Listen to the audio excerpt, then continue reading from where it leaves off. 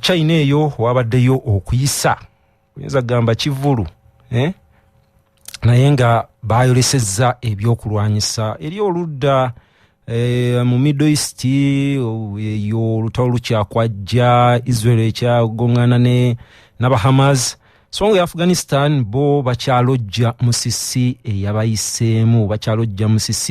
eyabayiseemu yabadde mungi nnyo ddala ate oluvannyuma ate ne wabaayo okubumbuluka kw'ettaka oludda lw'e Sudan eri nabo wabaddeyo okubumbuluka kw'ettaka ate ng'era n'eyo okimanyi nti no olutalo lukwajja wakati wa RSF awamu n'amagye aga Sudan naye katandikire oludda olw'e Middle East oludda lw'eyo waliyo amaato agolekedde Gaza jukira nno Gaza Israel yagisalako yonna yagyetoolola yagyebungulula tewali lyato lituukayo Gaza eri ku mazzi naye tewali lyato likkiriza kutuukayo tewali nnyonyi egwa Gaza ekyo nno tekizeewo juzi nti ng'olutalo lutandise nedda ekyo kibaddewo okumala ebbanga emyaka giyinza n'okubanga gisobamu 2 kati era abamu kyebava bagamba nti Gaza liri awo kkomera open air prison ekkomera eritali bbike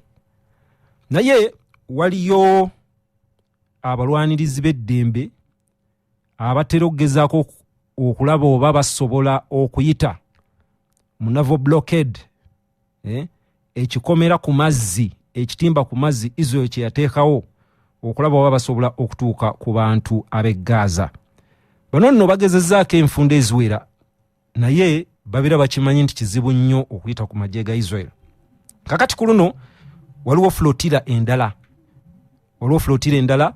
nga yeefubiridde okulaba oba esobola okutuuka ku bantu b'e Gaza naye flotilla eno ekyenjawulo kyeyina nti eriko muyite muwala kubanga ennaku zino amaze ebbanga omanyi oluusi omuntu omulabanga muto gwe buli kiseera omubalira waliwo wasooka omulabira mukyalo ono ye Greta Thunberg muwala mu Swedi naye yeegulira erinnya mu kubeera n'abo abalafanira ensonga ezimu okusinga amanyikiddwa kulwanirira butonde bwansi ne Greta Thunberg ali kulya ku maato bagiyita flotilla gabeera maato agawerako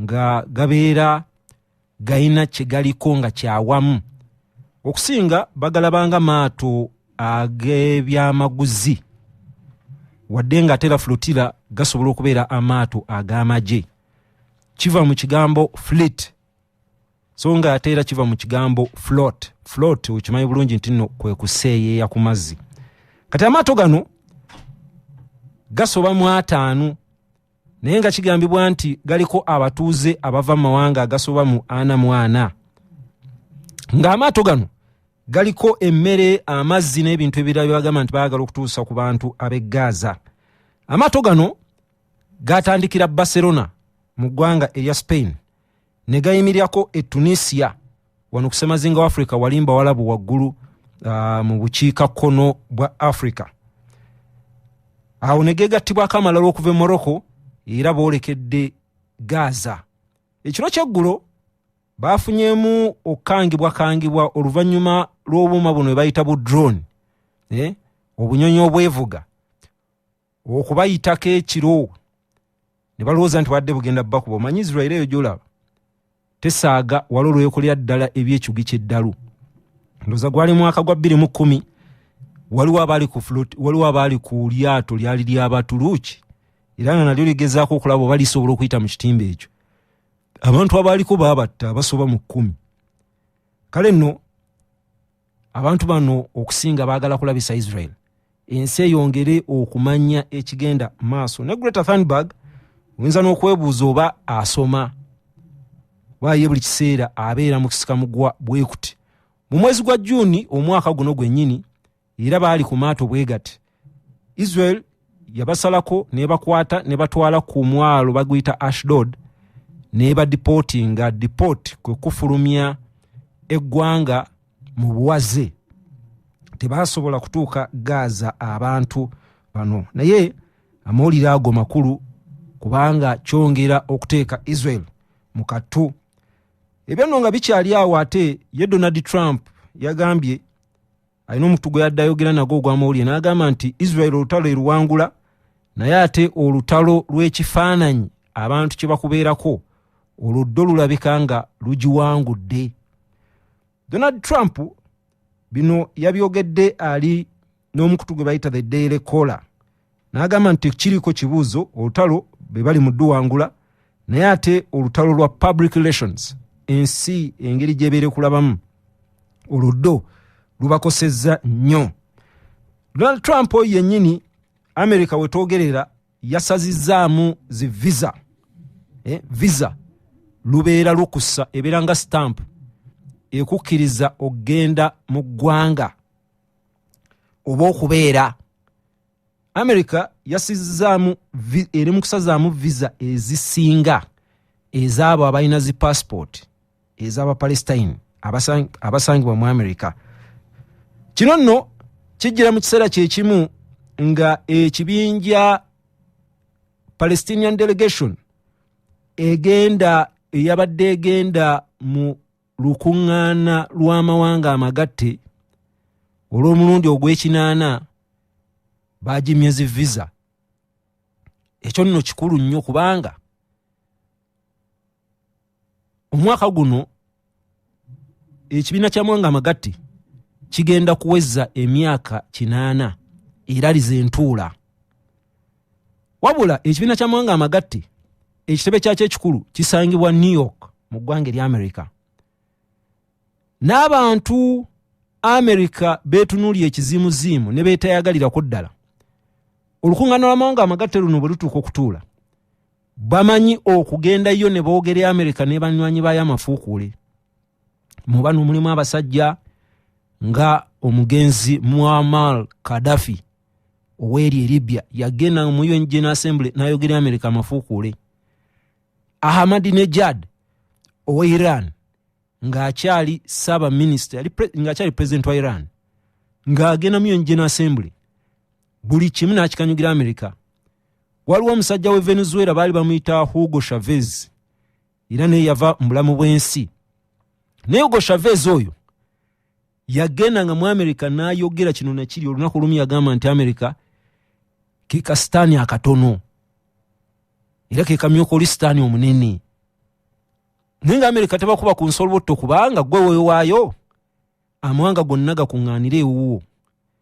Bw'obeera nga gwe chairman ku kyalo ng'era abantu bakuŋŋaanira wo toyinza kugamba nti gwe weewalana naye ate tajja mu meeting y'ekyalo.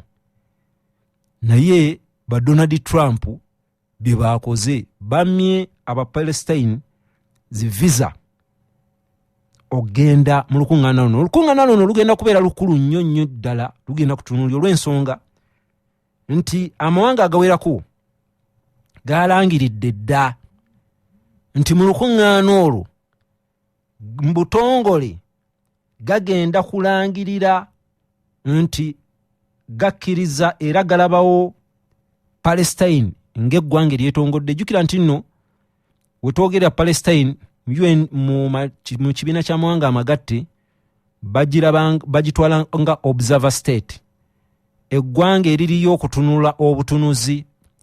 Balitwala nti eggwanga ne observer atunula butunuzi. Kati ku luno amawanga agawerako ate nga sigo oyinza okuyisaamu amaaso gagamba nti mu lutuulo olwo tugenda kulangirira nti Palestine ggwanga erijjudde era eryetongodde. Mu mawanga ago mulimu eggwanga erya Malta, mulimu eggwanga erya Australia, mulimu eggwanga erya United Kingdom, tubeera twogera ku Bungereza, mulimu Canada, mulimu ne Bufalansa. Ago mawanga toyinza gayisaamu maaso. Mulimu Belgium, yo Belgium yalangiridde na lunaku lw'eggulu era neteekako obukwakkulizo ng'amawanga amalala bwe gateekako obukwakkulizo. Waayo yagambye nti bajja kulangirira naye okikola mu bujjuvu, okuformalizing okikola mu butongole. Hamas ejja kuba erina okuba nga si ekyafuga e Gaza. Bwe batyo bwe bagambye nti Hamas erina okuba nga tefuga Gaza naye ng'era ne bwe n'abeera ekyaliyo bajja kulangirira wadde bajja kuba tebannakiteeka mu peeni oba kugamba nga kuweereza ambasada oba kukkiriza ambasada w'abano mu ggwanga lyabwe, kubanga ebyo byokola mbutongole oli ng'omukkirizanga eggwanga. Kati nkukkirizanga eggwanga, weereza n'omukiise w'eggwanga lyo mu ggwanga lyange, nange ngenda kuweereza.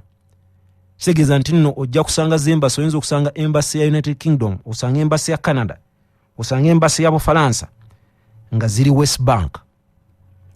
Wabula ne Bungereza tujjukira nti nno naye yateekako obukwakkulizo nga erangirira nti yateeka obukwakkulizo ku njuyi zombi.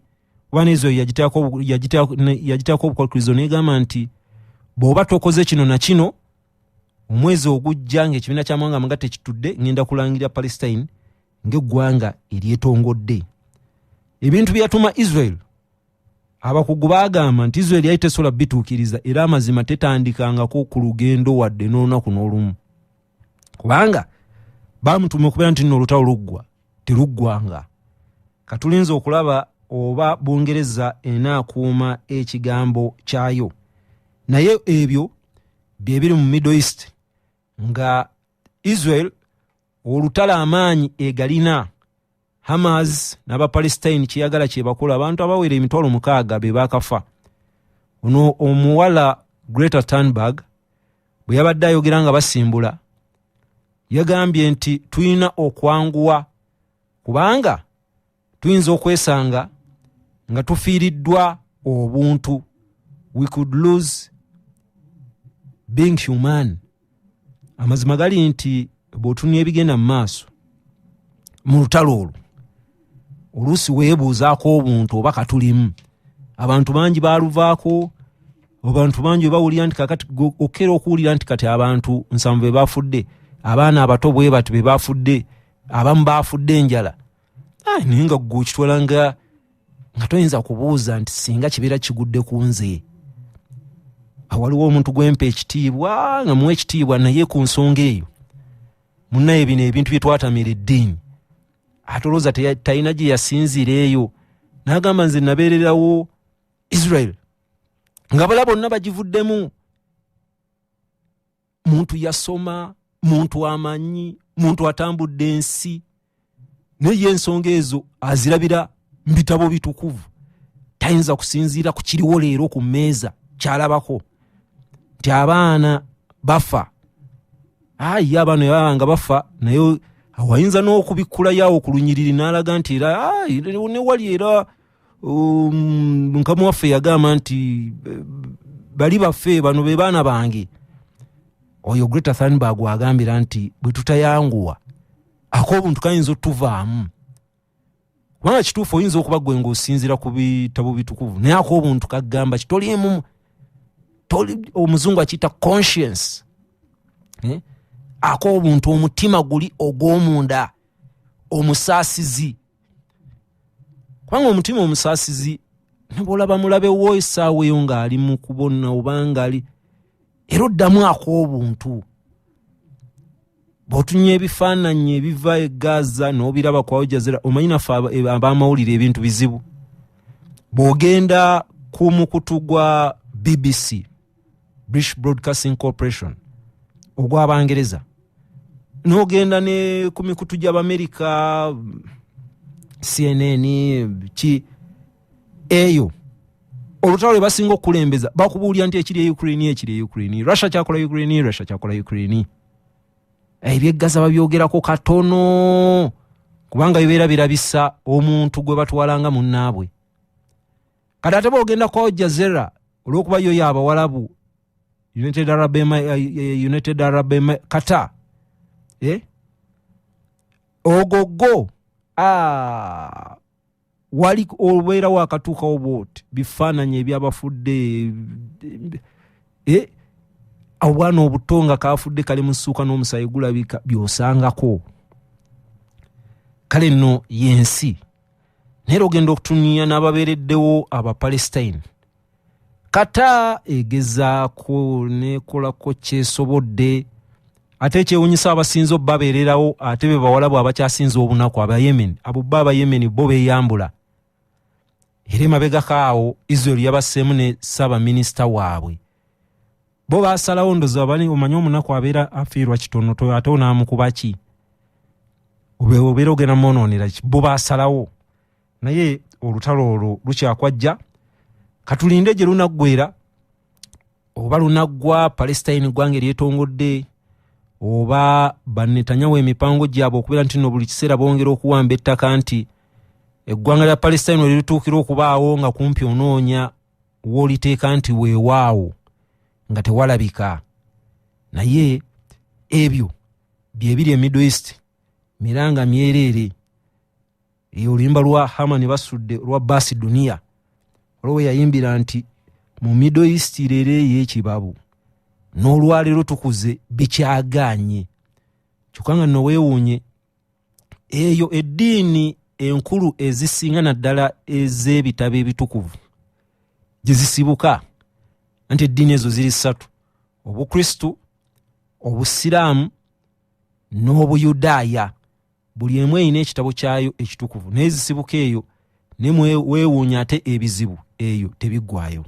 Kale ate katugendeko era tukyali mu semazinga ya Asia, Asia. Yenno China yakyazizza abanene nga ebadde eyolesa ebyokulwanyisa mu kujjukira emyaka 80 nti terugamba abantu nti ensi gye tutambulirako naddala nga bw'ogiraba mu byobufuzi etambulira ku sematalo wakubiri. Etambulira ku sematalo wakubiri. Kati wali nkubuulidde nti ekibiina ky'amawanga amagatte kiweza emyaka 80. Ekibiina ky'amawanga amagatte kyajjawo oluvannyuma lwa sematalo owokubiri okuggwa. Okusooka waliwo ekibiina kye bali bataddewo, baali bakiyita the League of Nations. Ekyo baakiteeka oluvannyuma lwa sematalo asooka, naye ekyo omulimu gwakyo gwalemwa. Yensonga lwaki twafuna sematalo owokubiri. N'ekibiina ky'amawanga amagatte kibadde kitukwatiridde ng'emyaka 80 tetufunye sematalo oba lutalo lwoyinza kugamba nti lwa nsi yonna. Kakati n'Abachina babadde bajaguza emyaka 80 bo nga bakitwala nti bukyanga bawangula Japan. Omanyi Omujapani kye yakola abantu beeyo abo bonna abo bolabaawo China, South Korea, Philippines, abo bonna yabayisa bubi nnyo ddala. Ina kye yakola mu kibuga kye bayita Nanjing ekya China. Naye Abachina mu kujjukira okuwangula Japani bayisizza oba bayolesezza ebyokulwanyisa. Era nga mbyokulwanyisa ebimu ku bye bayolesezza mwabaddemu intercontinental ballistic missiles empya. Ebyo bibeera oba ngambe bikompola mizinga gibeera gidduka speed ya yiriyiri ate nga gitambulira mu bbanga, ate gibeera bwaguuga, gibeera minini. Omusajja aweereza munno omuzinga n'ogutunuulira, gwagulabye we guvudde n'osaasira gye gugenda. Naye ezo zaabadde ku display. Mwabaddemu new laser weapons. Laser weapon kibeera kyakulwanyisa abasajja, kibeera kyakulwanyisa nga kyakitangaala eky'amasannyalaze. Bwe ntyo bwe nnyinza okigamba, ekitangaala ekikoleddwa amasannyalaze. Bw'oba wali olabye emmundu ez'omulembe, waliwo emmundu ze bakola nga mbiseera by'ekiro, target bw'aba gikutaddeko bw'ati, waliwo akataala tugeza akatangaala akamyufu akakwakako. Gwe bw'olaba akatangaala akamyufu nga kakwaseeko obeera owoomye, awo wennyini essasi libeera ligenda okkuba. Kati ekyo ekitangaala kibeera ky'amasannyalaze. Emmundu ezo laser weapons bazikozesa okujaminga zi drone, zisobola okulemesa system z'ennyonyi, okusinga zikola nnyo ku bintu eby'amasannyalaze. Esobola okulemesa empuliziganyaayo, bye mubadde muwuliziganya ku masimu radio call, eremesa ebintu bingi. Kati bw'aba yayise nayo wano ku Masengere, oyinza okuwulira lukyamuzi nga tokyamuwulira, ne terefayina nga esigino nga tezikyaweereza.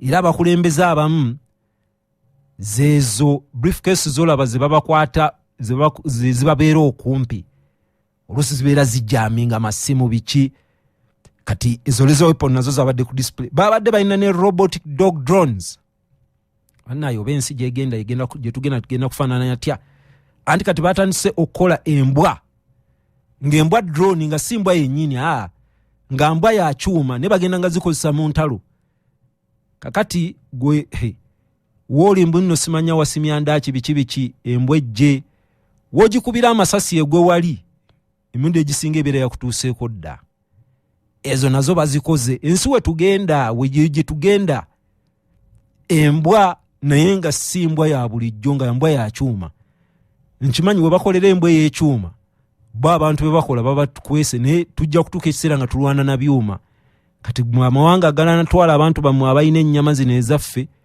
mujja kwesaasira balyoke bakuyungulire ejje ly'abantu mutwalo naye ng'abantu nga byuma gwe ewaabo tabyuma gwe ng'ababo bantu be bafa kale nno yeyo ebadde parade ne parade eyo Vladimir Putin yayimiridde wamu ne Xi Jinping awamu n'oli Kim Jong-un owe North Korea wawonye ne Modi Narendra era naye yabaddeyo Kimu yagenze ne muwala we asuubira okubeera nti nno yayinza okumusikira kale nno yeeyo embeera eri mu nsi nga nabo balaga nti sebo Donald Trump ebyo Abamerika mwepike ne naffe weetuli otujjako mpola